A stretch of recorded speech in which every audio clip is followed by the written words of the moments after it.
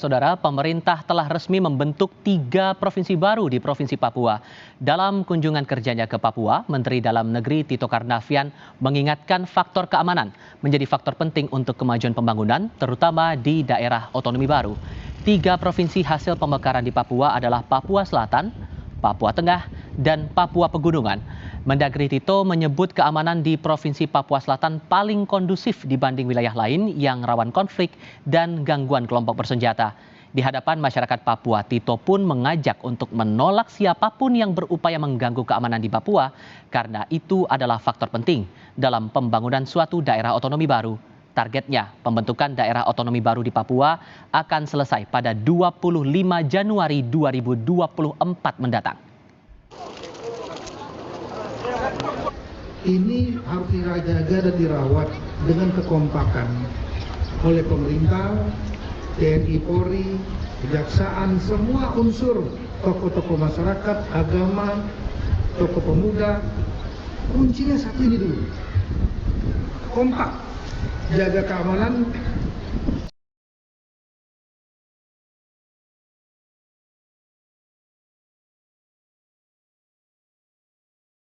Kasus pemekaran 3 provinsi Papua awalnya muncul saat pembahasan rancangan Undang-Undang Otonomi Khusus Papua sampai menguat tentang hal pemekaran di Provinsi Papua.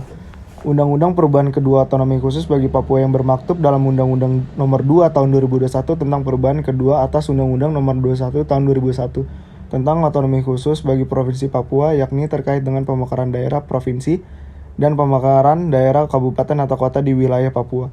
Kesiapan 3 provinsi baru itu ada Papua Tengah, Pegunungan Tengah, dan Papua Selatan menjadi daerah otonom lantaran tidak ada masa persiapan yang cukup untuk menjadi daerah yang otonom.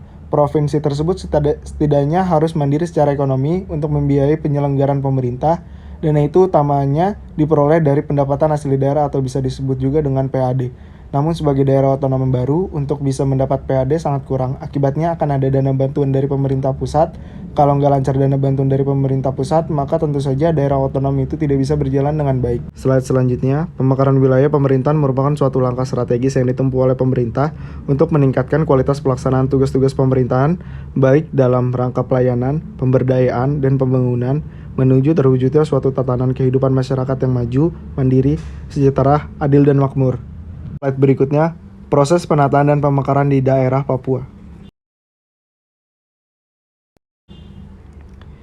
Proses penataan dan pemekaran daerah di Papua mengacu pada peraturan perundang-undangan yang berlaku di Indonesia.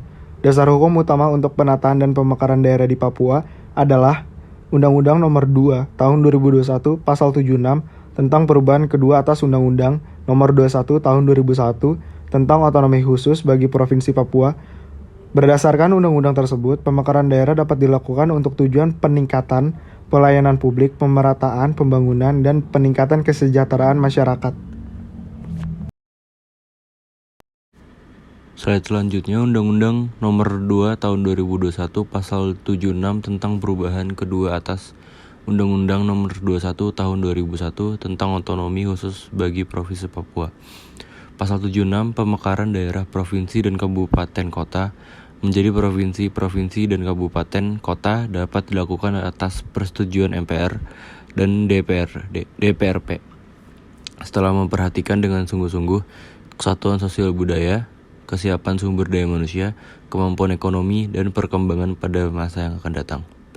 Kedua pemerintahan dan Dewan Perwakilan Rakyat dapat melakukan pemekaran daerah provinsi dan kabupaten kota menjadi daerah otonom untuk mempercepat pemerataan pembangunan, peningkatan pelayanan publik, dan kesejahteraan masyarakat, serta mengangkat harkat dan martabat orang asli Papua dengan memperhatikan aspek politik, administratif, hukum, kesatuan sosial budaya, kesiapan sumber daya manusia, infrastruktur dasar, kemampuan ekonomi, perkembangan pada masa yang akan datang, dan atau aspirasi masyarakat Papua.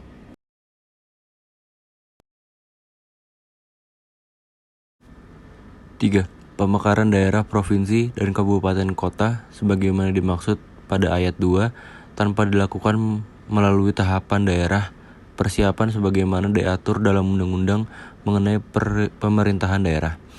4. Pemekaran harus menjamin dan memberikan ruang kepada orang asli Papua dalam aktivitas politik, pemerintahan, perekonomian, dan sosial budaya.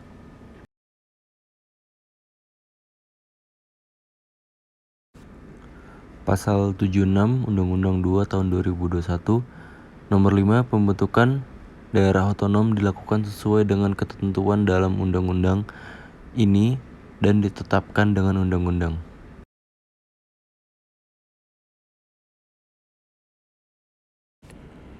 Proses penataan dan pemekaran di daerah Papua melibatkan beberapa tahapan sebagai berikut.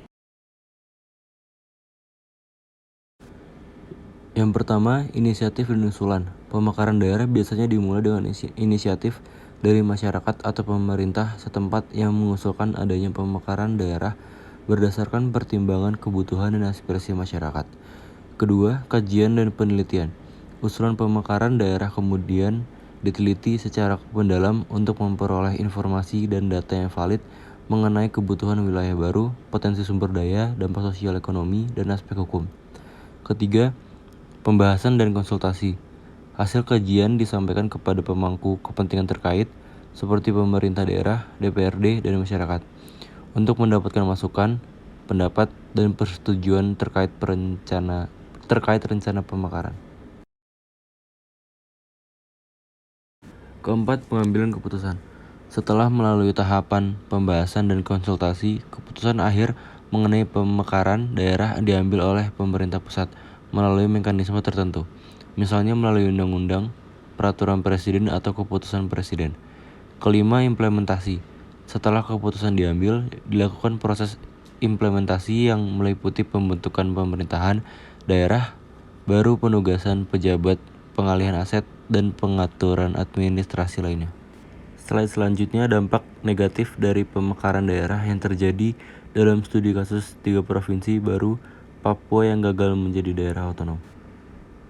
Pemekaran daerah yang gagal dapat menyebabkan dampak negatif yang signifikan, terutama pada masyarakat yang berada di wilayah tersebut. Berikut beberapa dampak negatif dari pemekaran daerah yang gagal yang terjadi pada studi kasus 3 provinsi baru di Papua.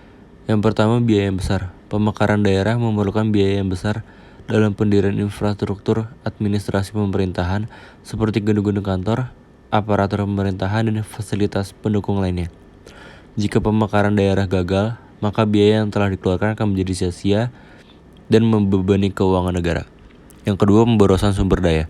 Pemekaran daerah yang gagal juga dapat menyebabkan pemborosan sumber daya negara karena adanya duplikasi kegiatan atau program pemerintahan di wilayah yang sama.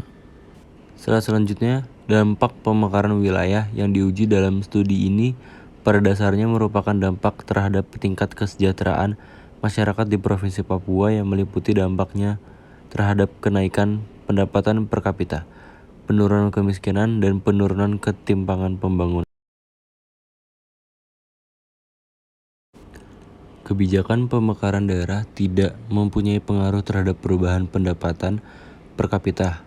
Ada indikasi yang kuat dan signifikan bahwa pemekaran daerah mempunyai pengaruh terhadap penurunan tingkat kemiskinan daerah kota. Secara keseluruhan, pemekaran daerah mempunyai pengaruh yang signifikan terhadap penurunan tingkat kemiskinan di Provinsi Papua. Kebijakan pemekaran di daerah Provinsi Papua hanya mempunyai pengaruh yang signifikan terhadap penurunan tingkat kemiskinan di Provinsi Papua.